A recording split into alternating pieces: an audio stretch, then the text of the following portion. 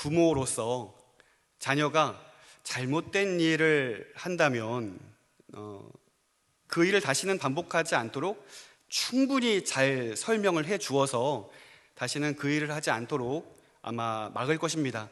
그런데 문제는 그 아이가 그 잘못된 일을 멈추지 않고 계속해서 반복할 경우에 여러분은 어떻게 하시겠습니까?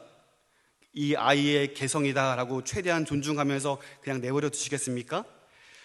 어쩌면 지나가는 아저씨라면 그렇게 할 수 있을 것 같아요. 하지만 부모라면 내 아이가 잘못된 일을 반복할 때에 후회할 걸 알지만 그 마음을 억누르고 체벌을 해서라도 훈육을 해서 반드시 그 일을 다시 하지 않도록 교육할 것입니다. 그것이 아비의 마음이고 그것이 어미의 마음일 것입니다. 그것이 부모의 심정일 것입니다.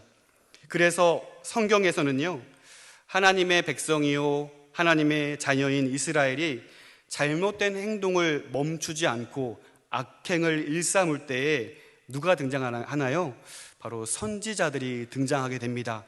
하나님 아버지의 마음으로 그들의 잘못된 방향을 바로잡기 위하여 하나님의 말씀을 대언하고 그들을 돌이키기 위해 선포하는 사람들이 바로 선지자들이었습니다. 여러분, 이스라엘 시대에 회개와 악행과 회개를 반복하며 일삼던 영적으로 가장 어두웠던 그 암흑의 시기였던 사사 시대에 누가 등장하나요?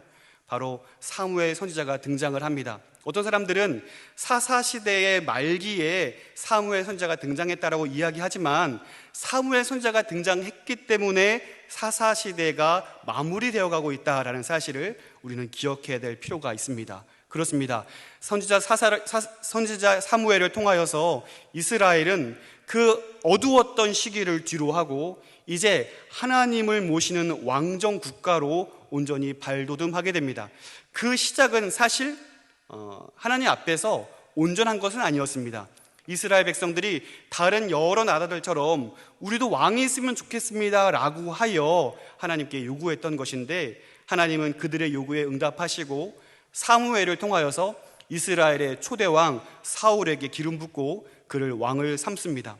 하지만 사울 왕이 처음에 그 마음을 계속 유지하지 못하고 사사시대의 악행을 일삼습니다. 그리하여 하나님은 사울을 버리시고 내 마음에 합한 자 다윗을 이스라엘의 왕으로 세우십니다. 다윗이 사울과는 달리 하나님 마음에 합하여 이 나라를 온전히 이끌어가지만 그에게도 연약함은 있었습니다. 하나님께 범죄합니다.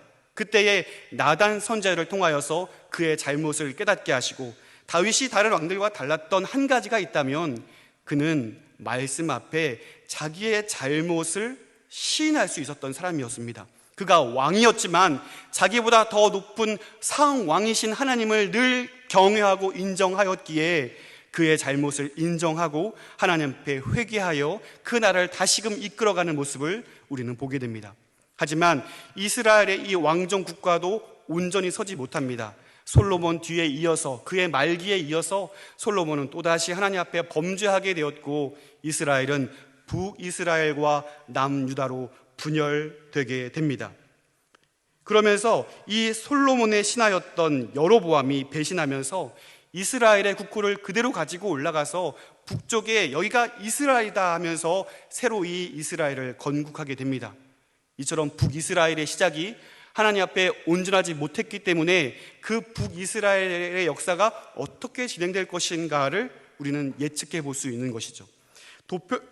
열왕기상 12장 27절과 28절 말씀에 이 여로보암을 향하여서 이렇게 기록하고 있는데요. 말씀을 보시면 만일 이 백성이 예루살렘에 있는 여호와의 성전에 제사를 드리고자 하여 올라가면 이 백성의 마음이 유다왕 된 그들의 주 르호보암에게로 돌아가서 나를 죽이고 유다의 왕 르호보암에게로 돌아가리로다 하고 28절 이에 계획하고 두 금송아지를 만들고 무리에게 말하기를 너희가 다시는 예루살렘에 올라갈 것이 없도다.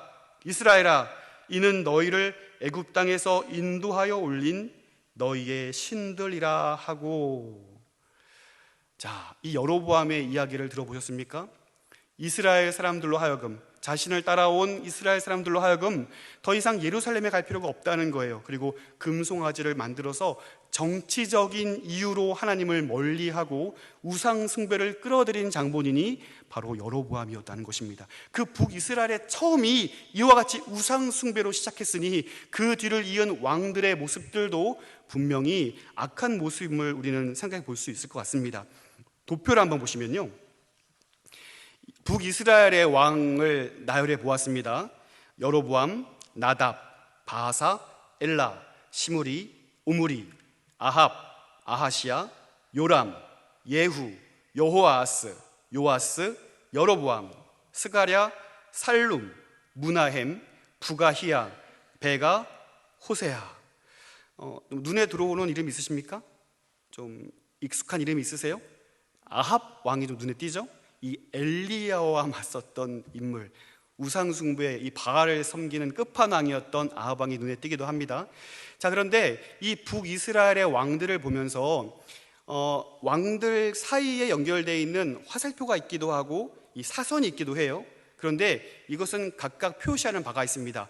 화살표는 뭘 의미하냐면 그 왕위의 계승이 그의 아들이나 형제에게 계승되었을 때 화살표시입니다.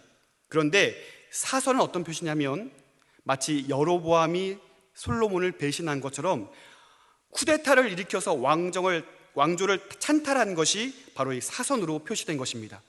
약 200여 년 전 정도 되는 이 북이스라엘의 역사에 8번이나 이 쿠데타가 일어나서 왕을 죽이고 그 왕위를 찬탈하는 이 극악한 모습을 우리는 살펴볼 수 있습니다. 그러니 이 북이스라엘의 역사가 하나님 보시기에 얼마나 악한 것이었는가를 우리는 이것을 통하여서 살펴볼 수 있는 것입니다. 자, 이와 같이 하나님 아버지를 떠나 스스로 왕이 되고자 하는 자들을 향하여서, 계속해서 잘못된 길로 가려는 자녀들을 향하여서 하나님 아버지의 마음을 외치던 사람들이 바로 선지자들이었죠. 결국 북쪽 이 북이스라엘은 200여 년의 시간이 흐른 뒤에 당시 모든 땅을 다스리고 있던 이 아수르를 통하여서 멸망을 당하게 됩니다. 이런 상황 속에서 남유다 역시 안전할 수 없었는데요, 북이스라엘이 멸망을 당하고 100여 년이 지난 후에 유다는 아수르의 봉신국이 되어 있습니다. 그만큼 그 시간 동안 아수르는 더 힘을 키웠고 이미 남유다는 봉신국이 되어서 아수르의 조공을 바치는 신세가 되었다는 것이죠. 자, 오늘 본문 2절 말씀 보실까요? 오늘 본문 2절 말씀 보겠습니다. 아몬의 아들 유다왕 요시야가 다스린 지 13년에 여호와의 말씀이 예레미야에게 임하였고. 아멘. 자, 2절 말씀 보시니까 남유다의 이 요시야 왕은요, 우상 숭배로 악명을 떨치던 그의 할아버지 므낫세, 그리고 그 뒤를 이어 여전히 우상 숭배하던 아몬의 아들 요시야라는 거예요. 그러니 할아버지도 우상 숭배, 아버지도 우상 숭배. 그런데 그 우상 숭배자의 조상들에서 하나님 앞에, 그러니까 이 요시야 왕을 성경에서 평가하기를 다윗의 길로 행한 정직한 왕이라고 표현을 합니다. 하나님 앞에 악행을 저지르던 왕들 사이에서 이 요시야 왕이 남유다의 왕으로 등극하게 된 것입니다. 특이한 점은 이 요시야 왕이 유다의 왕으로 등극한 나이가 8세였다는 것입니다. 아주 어린 나이에 남유다의 왕이 되었습니다. 그리고 그 어린 나이에 왕으로 등극한 이 요시야가 어떤 일을 행했는지 역대하 4장 3절 말씀에서 이렇게 기록하고 있어요.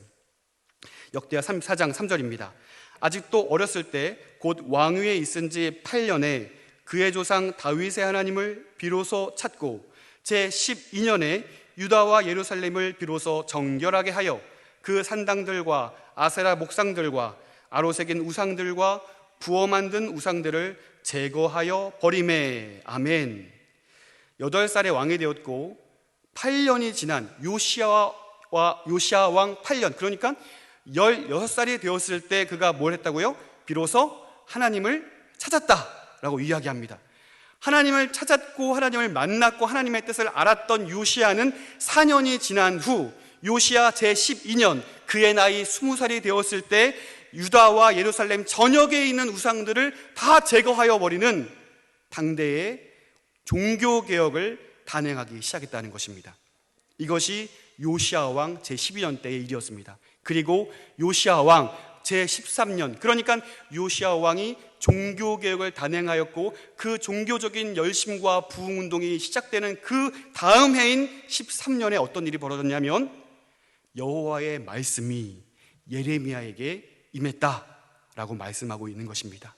요시야 왕이 정신을 차리고 하나님을 찾고 다시금 이 나라를 하나님의 나라가 되기 위하여 기치를 들고 열심을 낼 때 이제 왕으로서 행정적인 것으로 명령을 하고 이 외부적으로 종교 개혁을 단행해 나아갔을 때 하나님은 이 예레미야를 통하여서 내적인 종교 개혁, 내적인 부흥을 계획하고 계셨다는 사실입니다. 자, 4절 말씀도 보겠습니다. 오늘 본문의 4절입니다. 여호와의 말씀이 내게 임하니라 이르시되, 예레미야는 자신에게 임한 하나님의 말씀이 있었다라고 이야기하면서 5절을 통하여서 그 소명의 목적을 분명히 일러주고 있습니다. 5절 말씀도 보시겠습니다. 내가 너를 모태에 짓기 전에 너를 알았고 내가 배에서 나오기 전에 너를 성별하였고 너를 여러 나라의 선지자로 세웠노라 하시기로. 아멘. 너를 여러 나라의 선지자로 세웠노라. 스케일이 다릅니다. 남유다에게만 국한된 선지자가 아니라 열방을 깨우기 위한 선지자로 부름받았노라 라고 말씀하시는 거예요. 이 놀라운, 이 영광스러운 하나님의 부름 앞에 예레미야의 반응은 어떤 것이었습니까? 6절 말씀 보실까요? 내가 이르되 슬프도소이다. 주 여호와여 보소서. 나는 아이라 말할 줄을 알지 못하나이다 하니. 나는 아이라 말할 줄을 모릅니다. 여기서 아이라고 번역된 나르라는 히브리어 단어가 실제로 출애굽기 2장에 보시면 말 못하는 아기로 번역되기도 했어요. 그런데 다른 성경 번역들을 또 보면 이 나르라는 단어가 어떤 번역에는 청소년으로, 어떤 번역에는 심지어 군인으로, 혹은 왕의 신복으로, 이렇게 다양한 스펙트럼을 가지고 번역되어 있다는 사실입니다. 그러니까 이러한 많은 번역으로 미루어 볼 때 예레미야가 진짜 아기 시절에 하나님의 말씀을 받아가지고 나는 말을 못하는 아이입니다라고 말했다고 보기는 어렵겠다는 것이죠.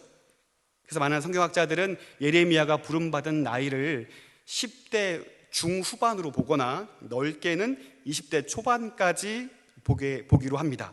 예레미야가 하나님의 말씀을 받았던 그때가 아마 청소년기 시점으로 우리는 이해할 수 있을 것입니다. 그렇다면 나는 아이라 말할 줄을 알지 못하나이다 라고 말하는 것은 크신 하나님 앞에서 자기를 낮추는 겸손함의 표현이었을까요? 그렇지만은 않은 것 같습니다. 예레미야가 지금 하나님의 이 위대한 부르심 앞에 나는 아이라 말할 수 없습니다 라고 말하는 이 표현에는 시대적인 상황과 맞물려 있습니다. 그 단서가 1절 말씀에 있거든요. 1절 말씀을 보시기 바랍니다. 베냐민 땅 아나돗의 제사장들 중 힐기야의 아들 예레미야의 말이니라. 아멘. 자, 예레미야의 출신지가 어디인지를 밝히고 있어요. 그런데 우리가 눈여겨보아야 할 단어는 바로 아나돗이라는 단어입니다. 이 아나돗은 예루살렘에서부터 북쪽으로 한 5km 정도 떨어져 있는 베냐민 지파에 속한 땅이 바로 아나돗이었습니다. 그런데 이 아나돗이 왜 중요하냐면 역사적인 슬픔을 가지고 있는 땅이기 때문에 그렇습니다. 솔로몬 왕이 이스라엘의 왕으로 등극할 때에 그와 경쟁하던 사람이 있었습니다. 그 사람이 누구였냐면 바로 아도니아였습니다.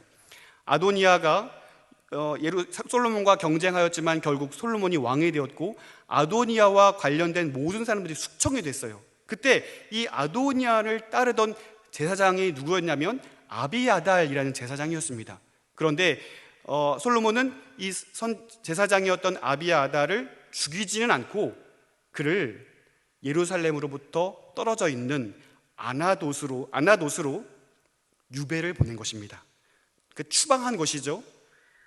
그를 죽여도 마땅하지만 그가 제사장의 역할을 감당했기에 죽이지는 않고 예루살렘에서부터 추방하여 아나돗으로 유배를 보냈다는 것입니다. 그러니까 오늘 1절 말씀에서 예레미야가 자신을 향하여 이 아나돗 출신임을 밝히고 있는 것은 역사적으로 유배지의 땅, 유배자의 자손이라는 사실을 이야기하고 있는 것입니다.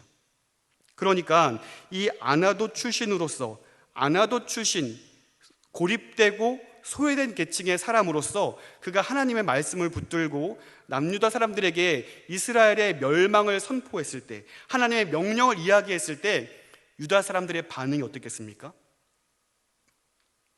볼품없는 사람이, 추방당했던 후손의 사람이 하나님의 명령이라고 이야기했을 때 귀담아 들을 수 있는 사람이 없었을 것이라는 것입니다.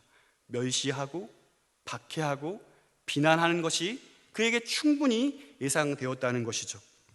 말을 못하는 아이도 아니요 낙인 찍힌 가문으로서 사람들에게 하나님의 말씀을 선포한다는 것이 예레미야에게는 무거운 일이었습니다. 그에게는 참으로 감당하기 어려운 일이었고 그에게는 두려운 일이었다는 사실입니다. 나 같은 사람이 어떻게 하나님의 일을 감당할 수 있겠는가? 나 같은 사람이 어찌 하나님의 말씀을 대언할 수 있겠는가? 나같이 연약한 사람이 어찌 이 일을 감당할 수 있겠는가? 스스로에 대한 무력감도 있었겠지만 소외된 가문으로서 귀담아 듣지 않을 사회적인 냉대 또한 그에게는 두려움의 대상이었다는 것입니다. 지난 주일 오후 예배 시간에 기독교의 신뢰도에 대한 조사를 목사님 말씀해 주셨던 것이 기억나요. 불교하고 천주교는 사람들이 한 60% 정도 신뢰한다고 이야기한 반면에 기독교는 20% 정도밖에 신뢰하지 못한다라는 이러한 평가를 제가 듣고 참 마음이 무겁더라고요. 교회가, 우리 한국 교회가 이 시대에서 이처럼 신뢰받지 못하고 있구나라는 생각이 참 마음을 무겁게 합니다.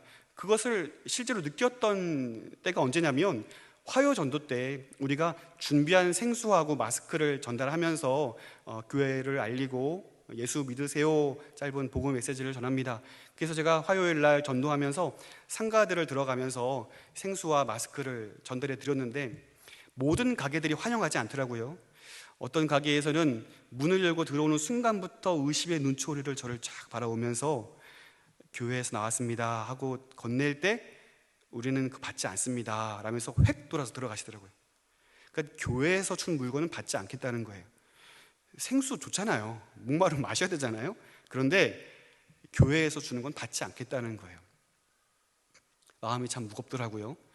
사회적인 이러한 냉대 속에서 특별히 이 시대에 우리가 그리스도인으로 산다는 것, 이러한 사회적인 냉대 속에서 신자로 산다는 것은 어떤 의미일까요?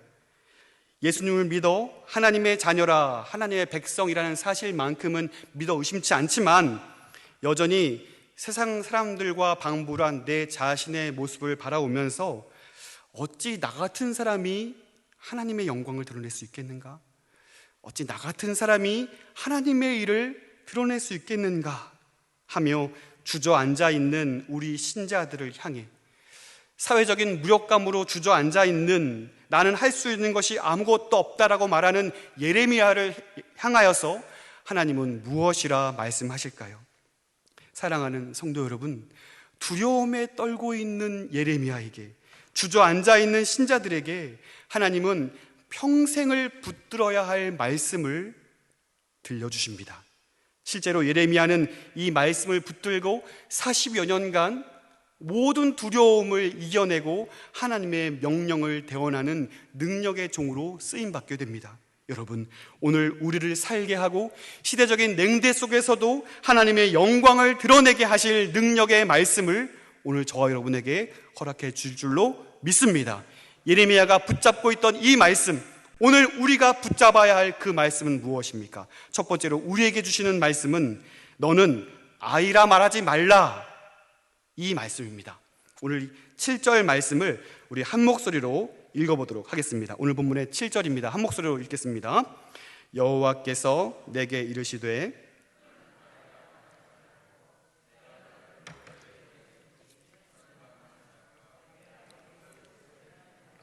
너는 말할지니라. 아멘. 스스로 아이라 말하는 예레미야에게 하나님은 그 말을 그대로 받아서 예레미야에게 돌려주십니다. 그런데 부정어죠. 너는 아이라 말하지 말라라고 말씀하십니다. 우리 드라마에서 온갖 고뇌에 찬 근심에 둘러싸여 있는 주인공이 고뇌하고 있는 그 장면에 친한 친구가 찾아와서 이런 대사를 합니다. 야, 너 같지 않다. 너 왜 그래? 그러면 그 주인공이 뭐라고 합니까? 나 같은 게 뭔데? 나 같은 게 뭔데? 이렇게 얘기하는 거예요. 자기도 모르겠다는 거예요. 내가 지금 처한 상황에서 내가 무엇을 해야 할지, 아니 나는 어떤 사람이었는지, 이 상황에서 내가 어떻게 반응해야 할지 나도 모르겠는데 너가 어떻게 알겠냐는 거예요. 나도 내 자신을 모르겠는데 네가 나를 어떻게 이해하고 이 상황을 이해하고 나 같은 게 뭐냐라면서 말할 수 있겠냐는 거예요. 그러면 예레미야도 하나님께 그렇게 말할 수 있을 거예요.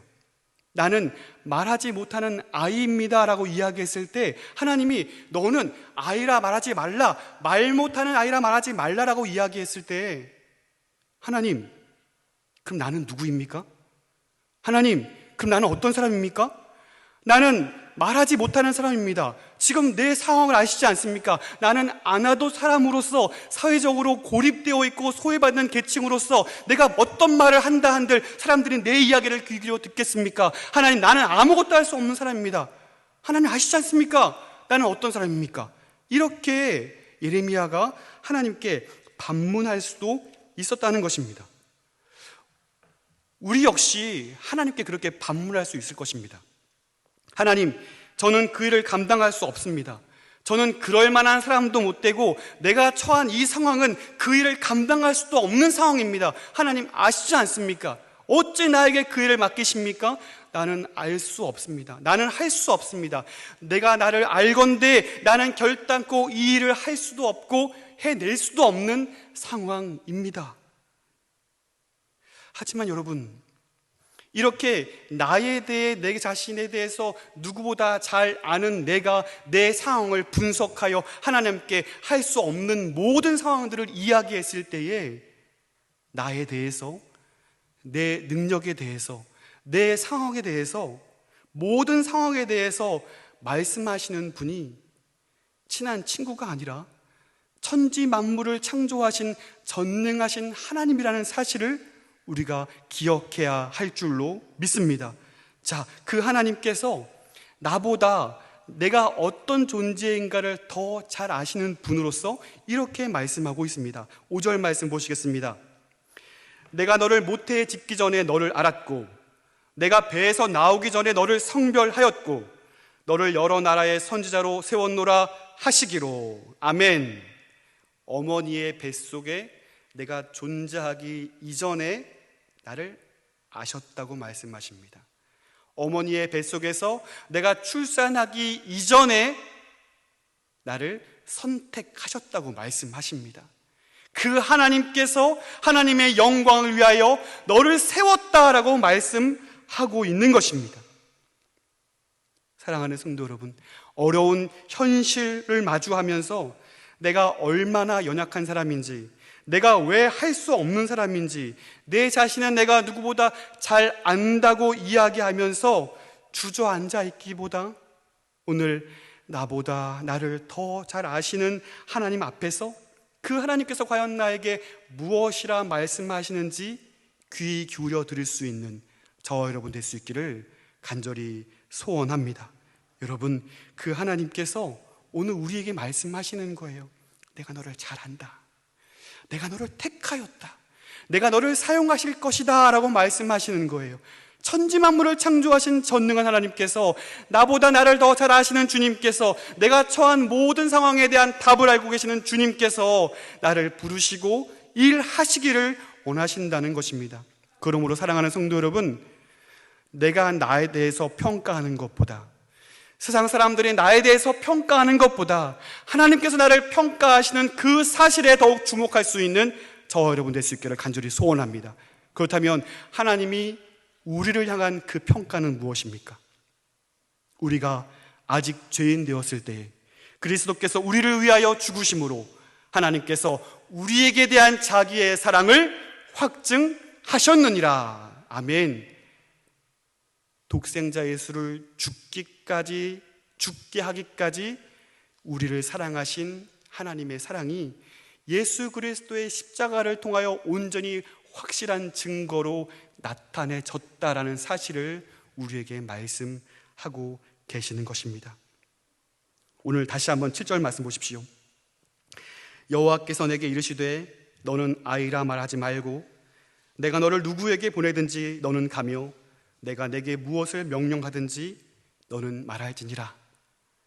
우리를 보내시는 하나님께서, 우리에게 사명을 맡기시는 하나님께서 우리의 모든 것을 알고 계시고 우리의 형편을 알고 계시고 그렇기 때문에 너는 아이라 말하지 말라라고 말씀하십니다. 오늘 나의 어려운 상황들, 하나님 앞에 열심을 내지 못하는 내게 처한 모든 상황들, 나의 성격, 나의 연약함, 이 모든 것들로 인하여 나는 할 수 없습니다라고 말하는 그 모든 순간에 하나님께서 우리에게 말씀하십니다. 너는 아이라 말하지 말라. 너는 말 못하는 아이라 말하지 말라. 이 말씀을 들을 수 있는 저와 여러분 되기를 간절히 소원합니다. 두 번째 우리에게 주시는 말씀은 두려워하지 말라라는 말씀입니다. 우리 8절 말씀도 한 목소리로 함께 읽도록 하겠습니다. 8절입니다. 너는 그들 때문에 두려워하지 말라. 내가 너와 함께하여 너를 구원하리라. 나 여호와의 말이니라 하시고. 아멘. 두려움에 떨고 있는 예레미야를 향하여서 두려워 말라라고 말씀하십니다. 친절하게 그 이유도 말씀해 주고 계십니다. 이유가 무엇입니까? 내가 너와 함께하여 너를 구원하리라. 예레미야에게 얼마나 힘이 되었을까요? 오늘 우리에게 얼마나 능력이 되는 말씀인가요? 하지만 이 말씀은 한편으로는 우리를 잠 못 자게 만드는 근심을 불러일으킵니다. 왜냐하면 이 말씀을 보니 두려움에서 너를 구원하여 내시겠다라고 말씀하셨다는 것은 두려움으로부터 건짐받을 만한, 구원받아야 할 만한 어려움과 고난과 모든 시험들의 상황을 마주하게 될 것이라는 사실이 여기에 녹아져 있기 때문에 그렇습니다. 실제로 예레미야는 숱한 고난을 경험하게 됩니다. 아나돗 사람으로 하나님의 명령으로 남유다의 멸망을 선언할 때에 모진 박해가 그에게 있었습니다.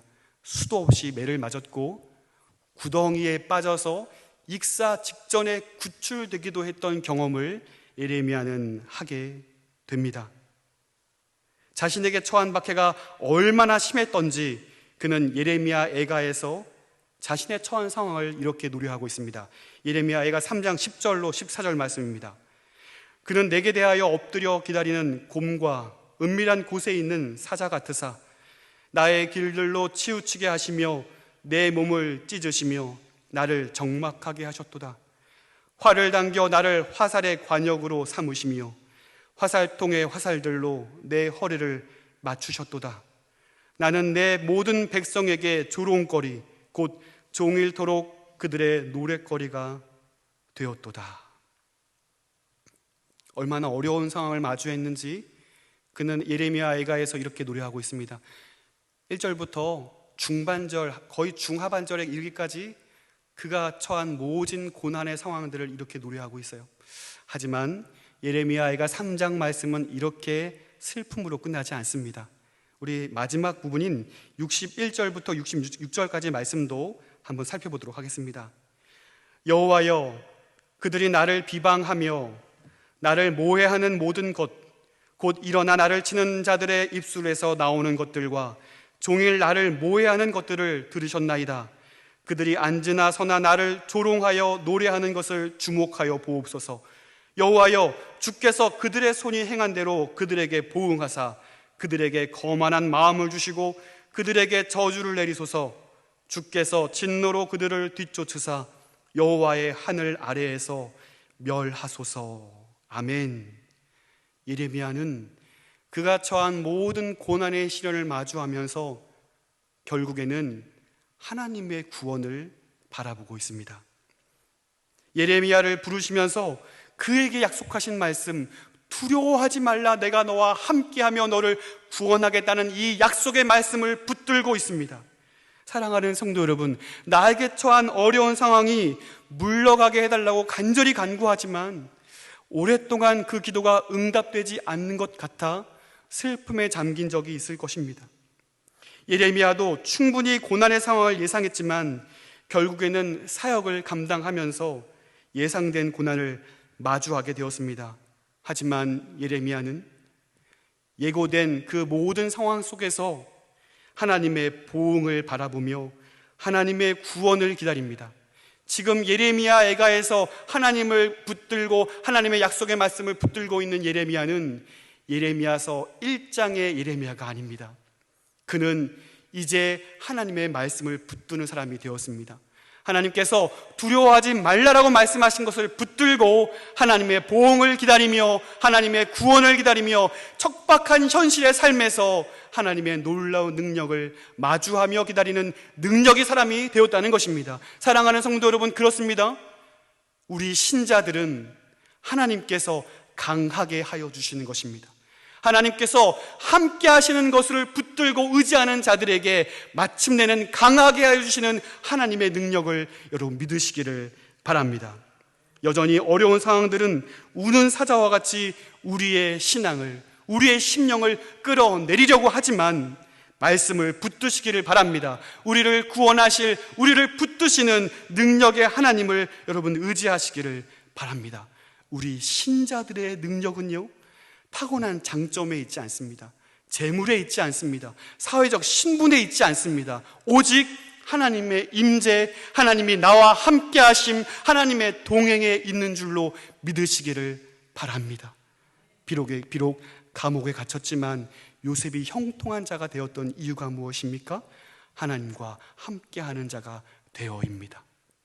다니엘이 풀무불과 사자굴 앞에서 두려워하였겠지만 그 두려움이 그를 막지 못했던 것은 그가 하나님이 함께 하심을 기뻐했기 때문입니다. 그 하나님이 함께 하심으로 인하여 그가 강력하게 선포하는 것은 그리 아니하실지라도 하나님 앞에 나아가는 것, 열방 앞에 무릎 꿇는 것이 아니라 오직 하나님 앞에 무릎 꿇는 것, 두려워하지 아니하고 오직 두려워야 할 분 앞에서 그가 할 수 있는 최선의 일을 감당하는 것, 그것이 우리 신자들의 능력이 됨을 여러분 믿으시기를 바랍니다. 하나님이 나와 함께 하심이, 임마누엘, 주님이 나와 함께 하심이 저와 여러분의 능력이 됨을 믿으시기를 바랍니다. 세 번째로 우리에게 주시는 말씀은 내 말을 내 입에 두었노라 입니다. 우리 함께 9절 말씀 한 목소리로 읽겠습니다. 9절입니다. 여호와께서 그의 손을 내밀어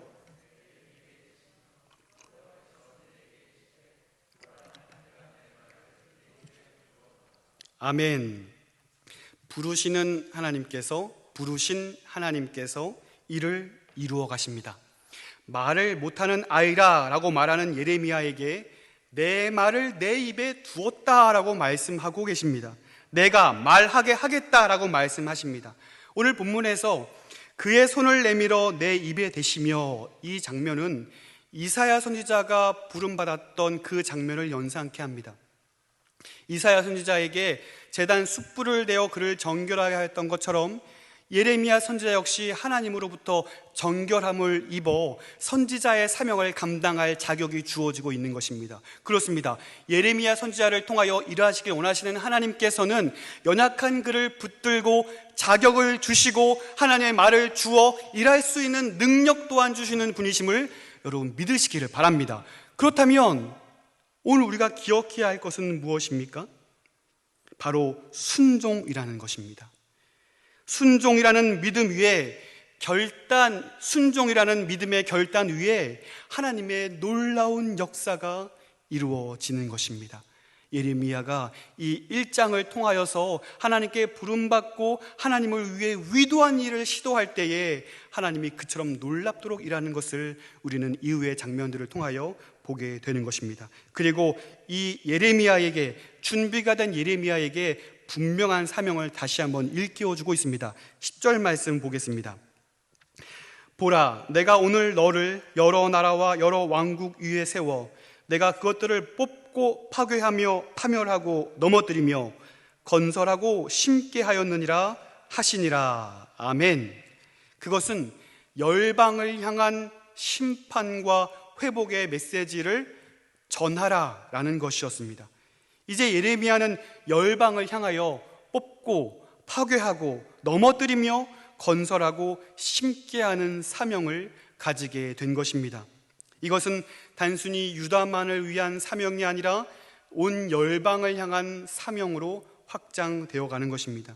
여러분, 이 10절 말씀이 예레미야서 전체를 감고 있는 주제의 핵심 구절인 것을 우리가 알 수 있습니다.